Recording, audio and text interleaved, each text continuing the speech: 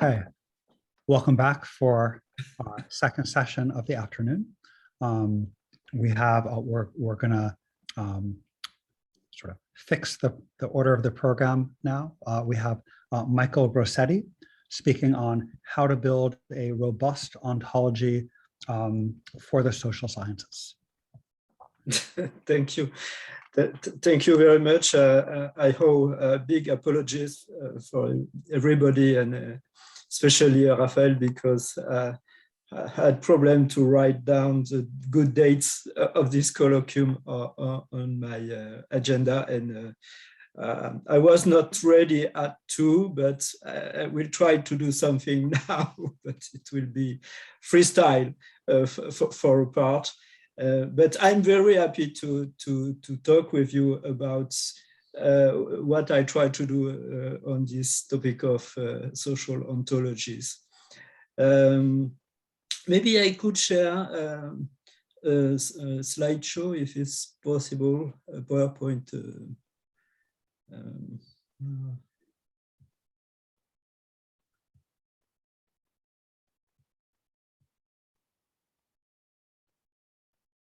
Sorry.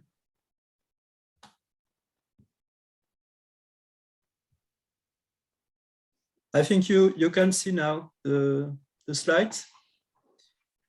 I have to say that first of all, I'm not a philosopher. I'm a social scientist, a sociologist. My friend Alison White told me that I am a dust bowl sociologist, meaning that I'm very empirical oriented. So this is a work, a theoretical work, but from a person who's not specialist of theory and also not in a philosophy of social sciences. I wrote a book about which I discussed much with Raphael, and I thank him very much for that. And this book we've published in French in April. The title is Social Matter, outline for an ontology, for robust ontology for social sciences. But I began to work on another version of the book in English, and more general maybe, and less embedded in the French debates within the sociological field about that. Well, I tried to put in English the main slides I need, but sometimes there will be some words in French, and I apologize for that, of course. When you are a sociologist in France, and I suppose also in other countries, the problem is to choose between a lot of terms, but a lot of concepts about social realities that seems to be very close. For example, to designate a person, ordinary person, you have to choose between several designated terms involving theories of action, theories of the social structure, and so on. So it's a good thing because it allows us to explore a lot of problems and themes of research, but it's also an issue because we have more and more difficulties to communicate between people involved in different intellectual framework. And so my idea was to try to build more basic ontology for social sciences, trying to find very simple terms which try to catch the common sense of more sophisticated concepts. So these are the main ideas of this work, and these ideas I want to discuss with you.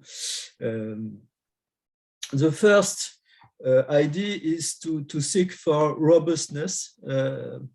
So my ambition is not to create a new, very original, very revolutionary language or framework, but instead to try to find more common, more basic concepts that can allow to communicate more or better between intellectual frameworks that are sometimes different and sometimes in opposite position.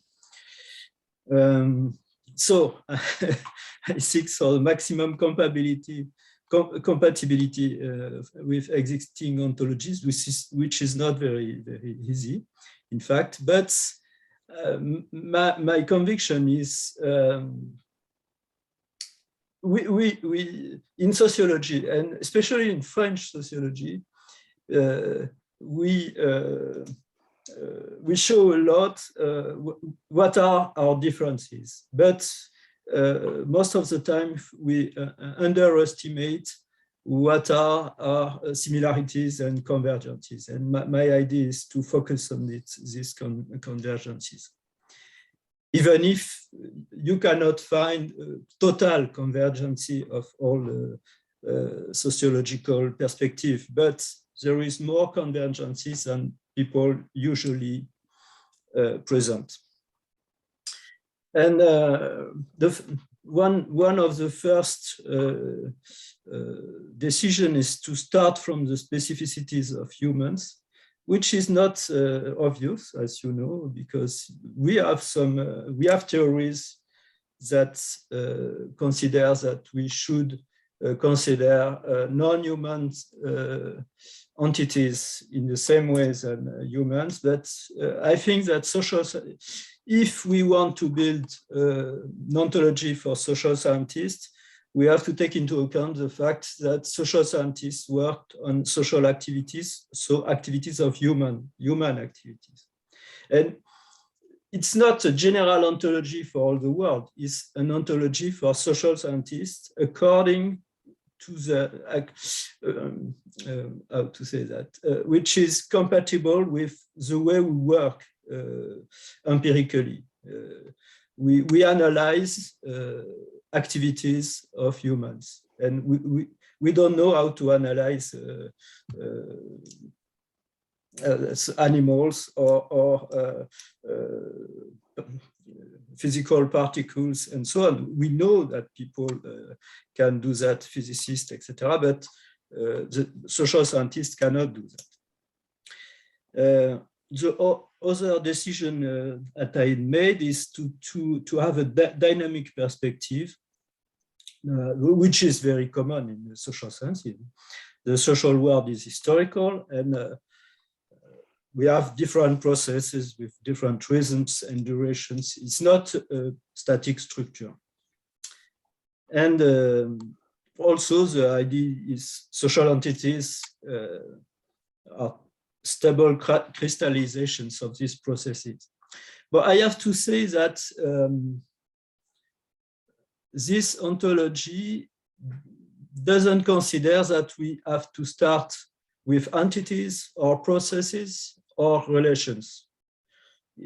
When I read works of philosophers on ontologies, there are these debates among people starting with entities. Others wanted to focus only on processes, and others on relations. And my view is you have to do the three in the same perspective. We need a concept for entities, we need concept for processes, and we need concept for relations. And we have to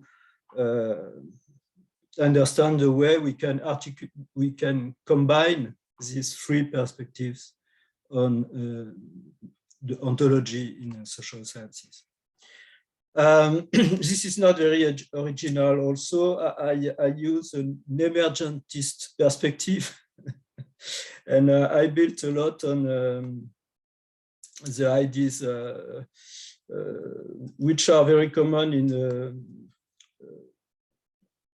network analysis field, social network analysis field, embeddedness and decoupling, or embedding and decoupling. Well, it's very simple. It's the idea that, for example, a group emerge from the individuals that constitute it, and you can. I will explain more later, but the idea is every entity is embedded in the other entities that constitute it, and it's also embedded in the entities which that entity is a constituent for. So, so I took the example of a band that was famous in the 1960s, and maybe, but for the generation in the room, I think it the band is known. I use also three-dimensional space to situate, to position the social phenomena. I have a dimension of mass, which is the classical micro, meso, macro of the sociologist, a dimension of duration, which is more used by the historians, and another one about generality, which is more complicated. Generality measures the fact that a social phenomenon is very specialized according to a certain conception of spheres of activities. So I will go back to that later. And so you can have very specialized phenomenon, like something linked to the work life, the working life, for example, or a more general phenomenon like general social interaction, for example, and you can measure in a way the generality of phenomena. I put there only two of these dimensions, the mass and the duration, and I gave examples of some classical social phenomena that can be put in that table. I put a focus on the case in the middle because it is the level of analysis which I use the most. So I built this ontology starting from that, not because I consider it as more fundamental, but it's because it's my experience as an empirical researcher. Social networks, organizations, local systems, so not big mass and long duration, but intermediate level. So this is a plan of the book, but it's not interesting. So some ideas about entities. First, I use very simple typology with which differentiates persons, so the humans basically, from animals and what I consider as non-persons. I didn't find a better word, so I tried to but this is a basic differentiation of the entities we deal with, having in mind that we study human activities, but human activities involve other kind of entities. Entities can, in the interaction between human and other entities, the entities can have several status in the activity. They can be resource if they are used in a certain way. They can be constraints. They can be at stake. I consider a resource instrumental when the entity is used in an action in an interaction with another non-human entity, and coordination resource if it's used as in an interaction with another human. So, well, it's rather complicated, and especially for me to put it in English, but I will go back if necessary. About processes. I use the word activity, which means everything that people do. And the idea is from that activities that we study, we built analytically what we call action, interaction, processes more generally. Processes means, in my vocabulary, means a set of activities that we associate with some narratives to designate it as an action and interaction or process sequences, etc. So I skip that. Sorry. And now I come to the relationships and the relations more generally. So the relationship between persons, that's which is studied by social network analysis.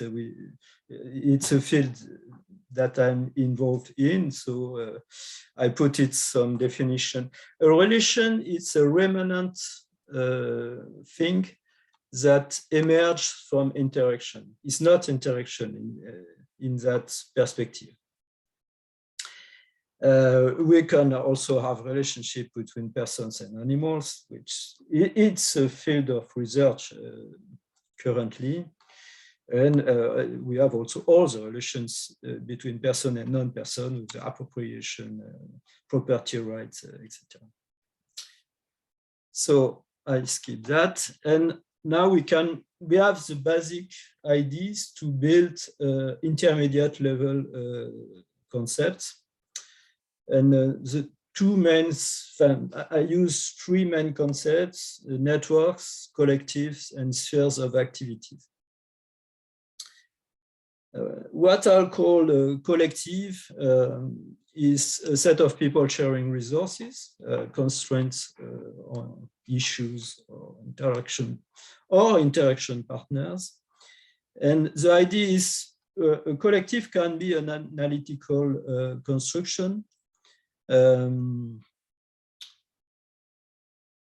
An observer outside of a phenomenon can designate a set of people as a collective. But the collective can also be explicit when people that are involved in it are reflexive about it, have a discourse about it, and create some coordination resources for this collective. So it began explicit. And a collective of two is equivalent to a social relationship in the way that network analysts define it. So a network is, a social network is just a set of dyadic collectives, so collectives of two. But collectives can be of any size, and networks too. To better represent that, this is a network. Between two people, there are a set of coordination resource specific to these two people, and they are different from each age to another. So there is nothing completely common to these people in the network and only to these people. And this is different with a collective. There are some resources that are shared by all the people from the collective and all these people only. This is what defines, in my conception, a collective. This is an analytical collective, and it becomes explicit collective when the person involved in it creates specific resources of coordination, like a name, a story of the collective, boundaries too, defining who can be in, who has to be out, and some other resources. And the third concept, so collective networks. I have to say that why I consider network as specific, because networks are a set of collectives. So we could only maybe define collectives.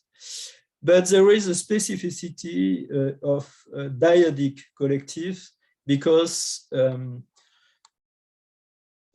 empirically, we know that people consider dyadic relationship and can designate them, they can cite them, but they cannot do that for collectives of 3, 4, 5, etc. systematically.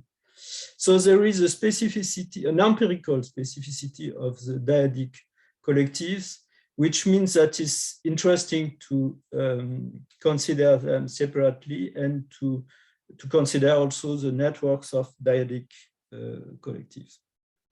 So collectives, networks, and the third concept is spheres of activity.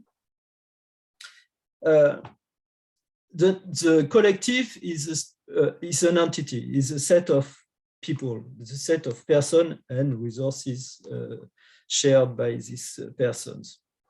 Spheres of activity is slightly different, is a set of activities, so a set of processes. If you want an equivalent for collective, you have groups, organizations, social classes, etc. Equivalents for sphere of activities could be a field in the Bourdieusian classical tradition in France, or social world in the interactionist tradition that every sociologist knows. So there is a duality between people sharing resources and a set of activities involving these resources. But it's interesting to differentiate it theoretically. Empirically, they are not always completely defined in the same process by people. So I will go back after in the question if necessary. Sorry. So I forget to translate one of my main concepts. I go back. Sorry.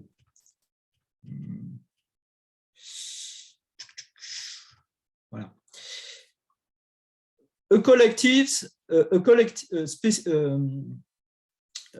Explicit collective is built around a set of coordination resources.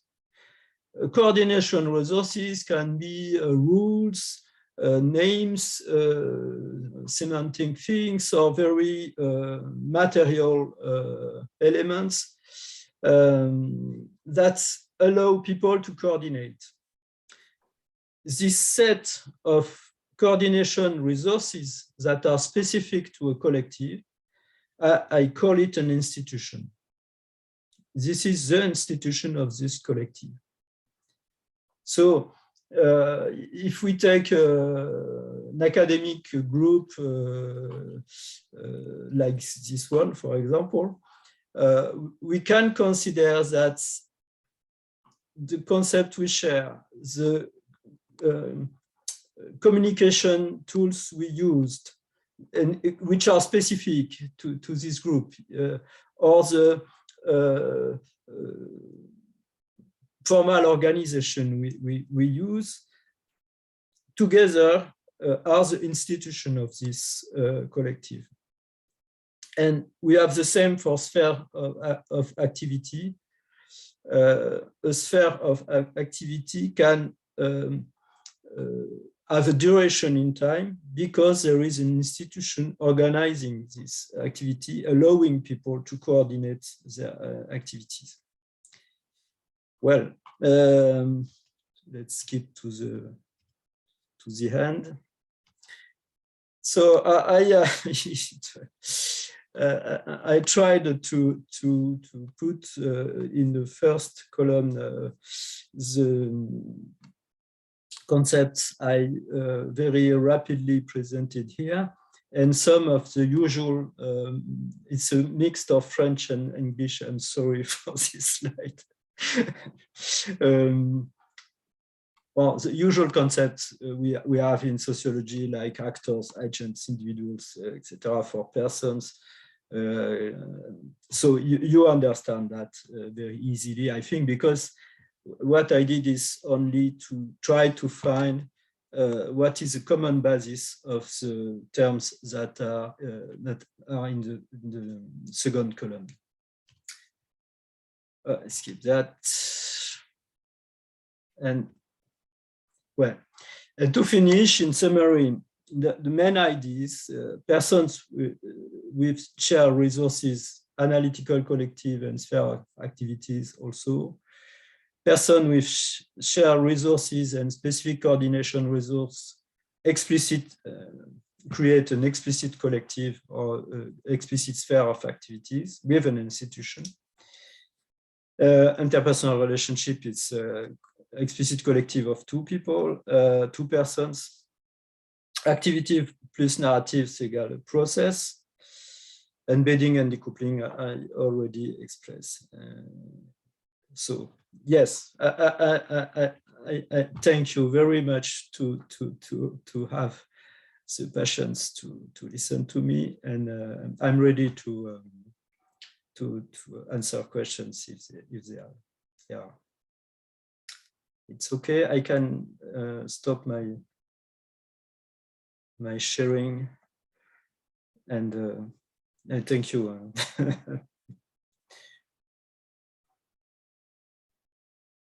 All right, thank you. And for those just joining us, we're using the chat function for questions.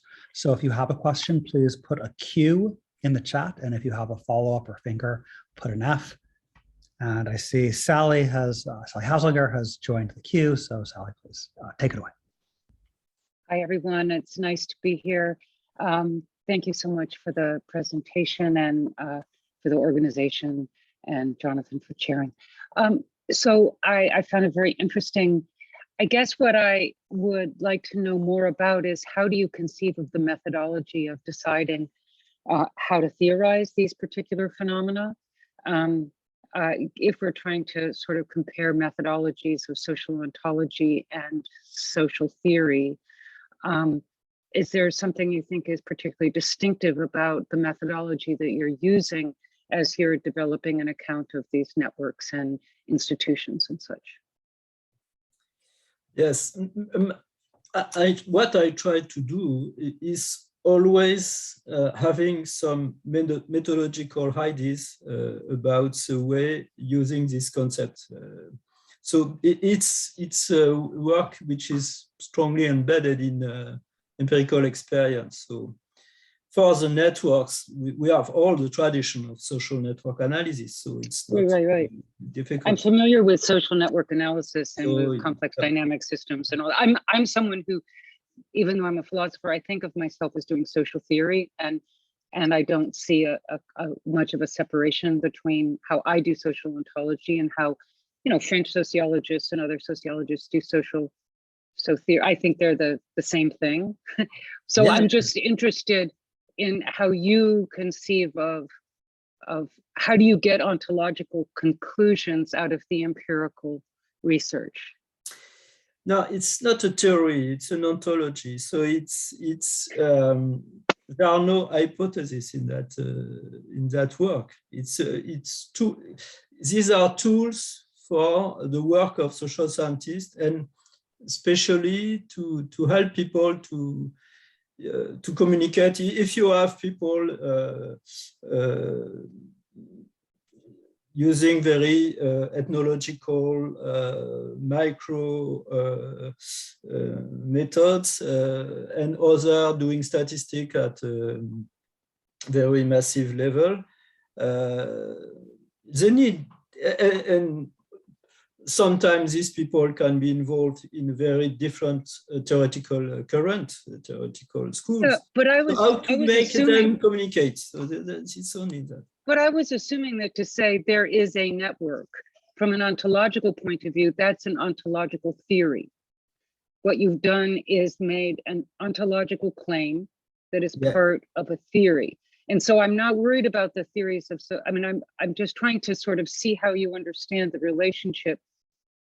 I mean, maybe you don't think that it's true that there is a network or their institution. That's just a way of speaking.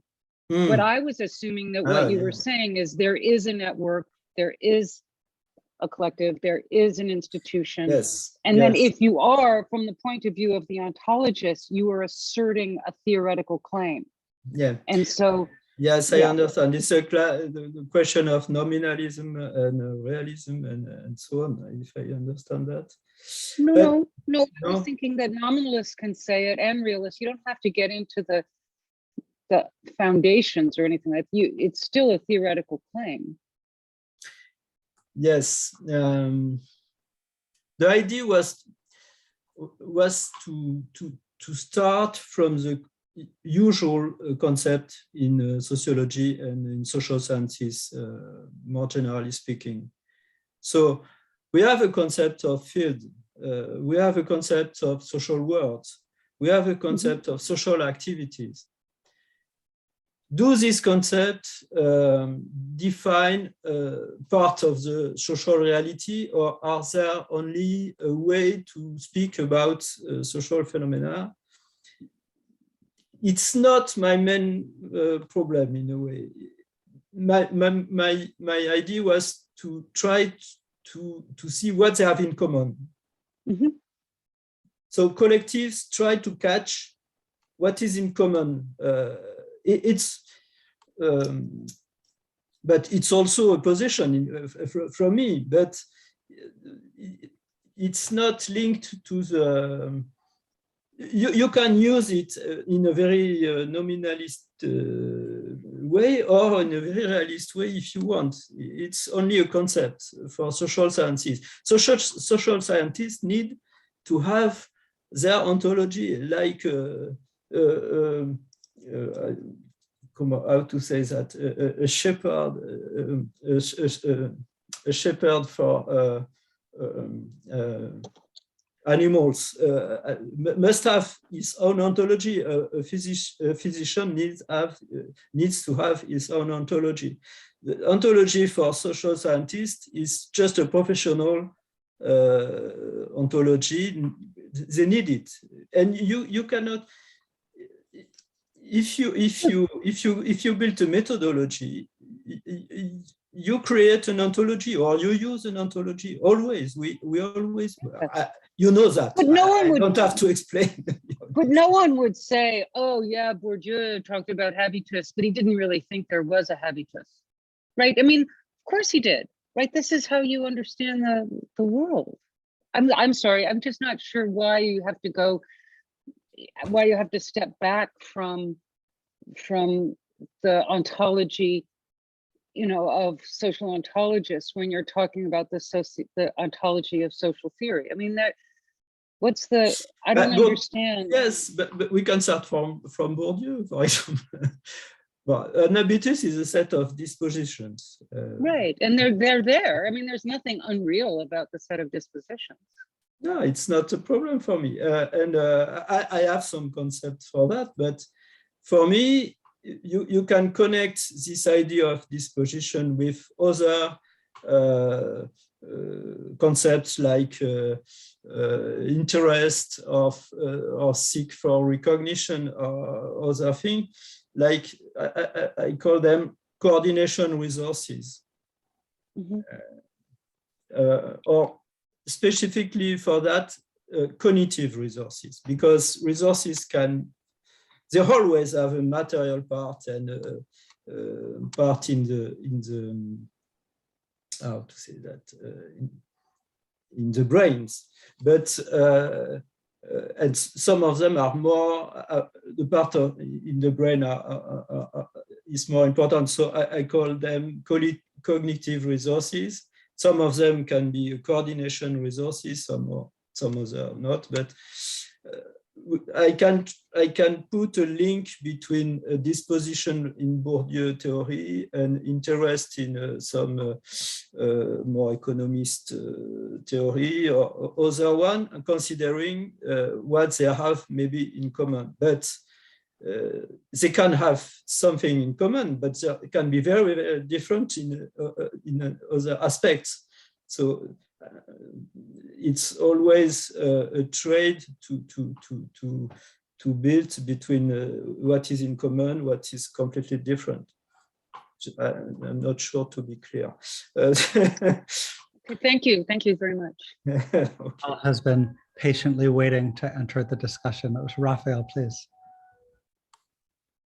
So thank you very much, Michel, for your talk, and thank you, Sally, for your question. Actually, I had the same question to Michel when I talked with him. So his book is really marvelous and with so much empirical work and conceptual work. And at the same time, as a philosopher, I had trouble to really see what he was doing. So I think because he's a sociologist and I'm a philosopher, so I really had to make a translation of his way of working with mine, and it was difficult because I wanted to give my words to him and he didn't agree. And so I can just say how I understood, and Michel, you can say whether you agree. So I think that you're a realist. You think that the social world is here, that there are habitus and things like this. But for me, what I understood from your project is that you start with a problem that is very prevalent in France, that sociologists have a war. So you have Bourdieusian, you have pragmaticists, and you have methodological individualists, and they all talk about the same world. So as a social scientist, the question is how to have a cumulativity. How can methodological individualists use the empirical findings from Bourdieusian and vice versa? And I had the impression, so that Michel's beginning was the idea or the postulate that these conflicts, actually, they don't reflect a different worldview, they reflect a different social positions. So actually these differences, they just express that they are themselves sociological phenomena, that people try to have power and to have academic position by creating new vocabularies that give them a kind of prestige, but in reality they all think the same, they all have the same beliefs. So from what I understood, what he tried to do is to say, okay, you have these fights, and I am just trying to build up a common vocabulary. So I understood his method as a kind of Rawlsian overlapping consensus, just so trying to find a common, the most simple concept that everyone could agree on, in order to create the conditions for common work between people, in the same way as Francesco and Frank's paper tries to create a bridge between economists and social and political scientists. by creating a common, by identifying a common concept. And what is also, so this is how I understand his work. And he also did something that I find very original in the same way that creating this kind of consensus, overlapping consensus. He diffused he made his book public, and he tried to make it known by many social scientists in France, to have a feedback and to correct his vocabulary. So and to try to see whether everyone could agree on that language. So as a metaphysician, I think that we could say that it's a metaphysical method if we think that he's a realist at the beginning, and that he tries to eliminate the false differences between people in order to describe what is really there and what they are really talking about. So this is, but it's and I find it's very interesting because it's a very deflationary method. It's just using a kind of survey to try to find out what are the real structure of reality, because this survey is among social scientists. This is how I would understand your work. Thank you, Raphael. You helped me a lot. I better understand what Sally asked. Yes, you're right. You cannot do social theory without having a social ontology. That's for sure. And the problem is sometimes, most of the times, people do social theory without thinking about the ontologies they use. So this is why I like the kind of discussion we have. And my intention was only to work in that direction. I have to say also that the French books which will be published, I realized that there are 3 levels. Level of empirical work I start with, a second level of social theory I can be involved in, and a third level of ontology, more general in a way. And I would like for the English book to focus on this third level. So this is why I'm especially interested in a discussion with you. Jonathan. Great. So I see Sally wants to continue on the discussion, but she actually asked if anyone else has a question that they slip in first. And actually, I just thank you, Sally. Thank you. I'll take the opportunity to slip a question in myself, Michelle, because I was very interested in you spoke of social entities as emerging from kind of dynamic processes, or I was interested in if you'd if you'd done any more theorization about this notion of emergence that you're using, how you're thinking about that, if maybe that's just a placeholder for you, or if you have some thoughts about what that relation of emergence is, whether it's the same relation that one sees maybe across other sciences, like would you equally think of like chemicals as emergent from sort of more underlying physical, lower level physical processes, or is there something sort of distinctively social here? Yeah, could you say more about emergence, please? I agree. This is a very important question. I have some talking with physicists about that, and I read a lot on that. And but what in social theory, at least, I try to find a way to study emergence. For example, emergence of a collective from a network. Harrison White did something on that, and in the social network analysis, there are works on that. And for example, I made a parallel between the work on Nicholas Mullins on the emergence of scientific disciplines and the work of Howard Baker on the emergence of art worlds. It is, in my view, exactly the same pattern of densification of a network some collective entrepreneurs acting at some point of the story, and progressively the construction of explicit collective. So I can have tools for analyzing steps of the emergence of a collective from networks. It's using what is already done by many other scholars. But it's only one scenario of emerging of a collective. You have also a scenario with fragmentation of existing collectives. Abbott, for example, did something in that direction, and other one too. So my intention is to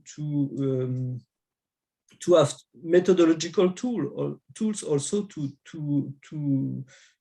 analyze emergence in that emergence of collectives, emergence of spheres of activity, or on the contrary, emergence of a person from a very collective with emergence of a person having specific characteristics from a collective, for example. That's also another way to see that. Sorry for my English. Oh, it's great. We're very honored that you're being willing to participate in English, because we're so monolingual over here. No. It's I'm okay with that. I'm happy with that. It's just not so fluent. No. It's we appreciate it. Don't worry. Really, it's better than my French. That's for sure. Oh yes. So why don't you take this opportunity to continue with your finger? So go for it.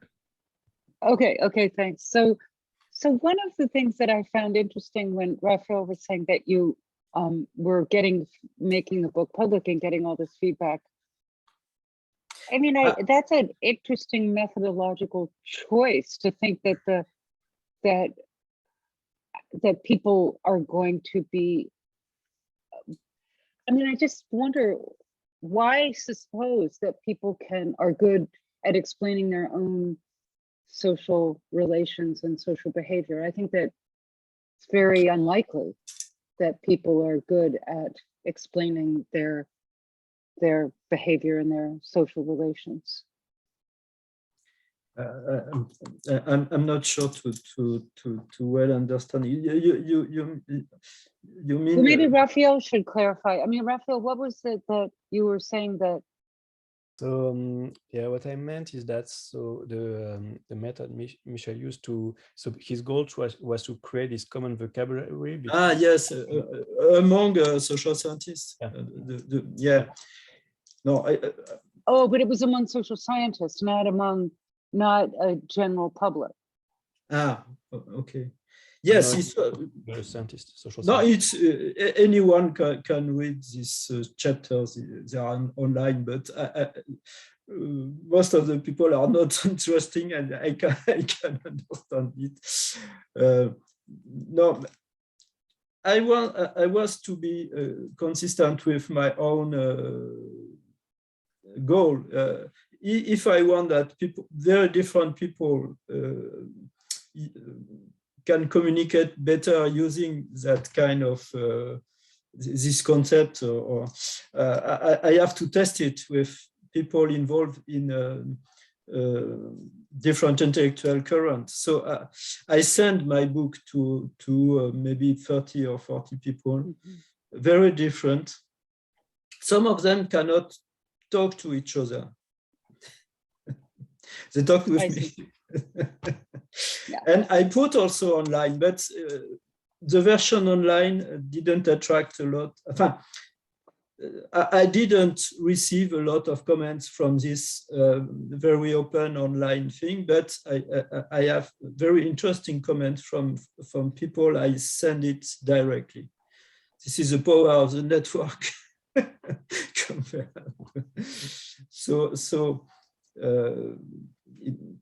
This was an experience to see. But going back to this idea of realist and so on, I try to connect people. I am a realist, more realistic, but I talk with people that are more in a very constructivist position, and it seems that the framework works for them also.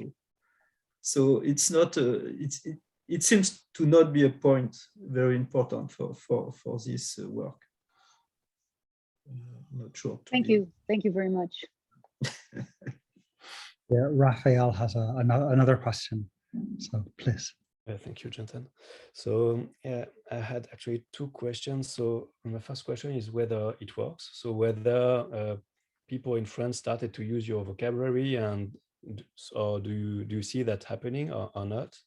And the second question was, so you translated Harrison White's book, Identity and Control, and I was wondering whether your own ontology was like a response to his book.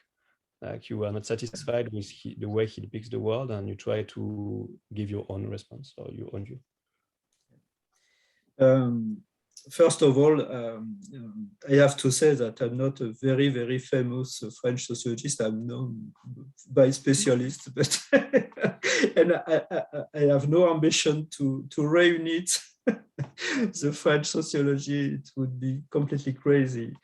No, it's a modest attempt to connect some people I consider as interesting, and mainly I wrote this book for myself. First of all, to clarify my own ontology, my own ideas, and after I used to work with some colleagues that are close to my position or not sometimes, but who can understand what I say. And so it will not be a bestseller. It will not be a classic of the so forget it. But I think it's an interesting book for people interested in that kind of question. And connecting to the Harrison White question, I think now in French sociology, the concept of embeddedness and decoupling and so on are more and more used. And I think I very modestly contributed a bit to that. Also for the idea of bifurcation, turning point bifurcation in French. And so some of the ideas that are in this book already are in some sort of common knowledge in some parts of the community.